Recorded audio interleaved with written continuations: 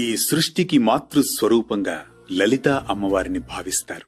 ఆ అమ్మవారి మహత్తును తలుచుకునేందుకు, ఆమెను ప్రసన్నం చేసుకునేందుకు లలితా సహస్రనామం ఒక గొప్ప సాధనంగా ఎంచుతారు. లలితా సహస్రనామం ఆరంభంలోనే ఓం శ్రీమాత, శ్రీ మహారాజ్ఞి, శ్రీమత్ సింహాసనేశ్వరి అనే నామాలు పలకరిస్తాయి. ఈ 3 నామాలు కూడా సృష్టి, స్థితి, లయలకు ప్రతిరూపంగా కనిపిస్తాయి. ఆపై అమ్మవారి వర్ణన, చరిత్ర, మహత్తు అన్నీ క్రమంగా సాగుతాయి. ఒక్క మాటలో చెప్పాలంటే ఇది అమ్మవారి పురాణం.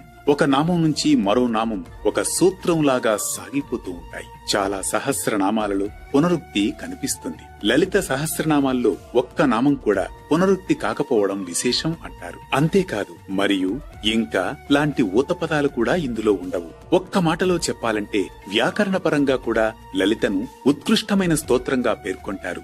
లలితా సహస్రనామాన్ని చదవాలంటే కొందరు ధ్యానం, అంగన్యాసం, కరన్యాసం, పంచపూజ, ఉత్తర భాగాలను కూడా చదువుతారు. కుదరని పక్షంగా కేవలం సహస్రనామ స్తోత్రం వరకు పఠించినా సరిపోతుంది. అమ్మవారి బీజాక్షరాలు, సృష్టి రహస్యాలు, అష్టవిధులు, దశమహావిద్యలకు సంబంధించిన జ్ఞానం ఇందులో నిక్షిప్తమై ఉందని ప్రతీతి. ఎంత చెప్పుకున్నా లలిత సహస్రనామ ప్రత్యేకత అంతకంతా మిగిలే ఉంటుంది. ఆ ప్రత్యేకత తెలిసినా తెలియకున్నా, ఆ నామాలను శ్రద్ధగా పఠించినా విన్నా అమ్మవారి అనుగ్రహం తప్పకుండా లభించి తీరుతుంది.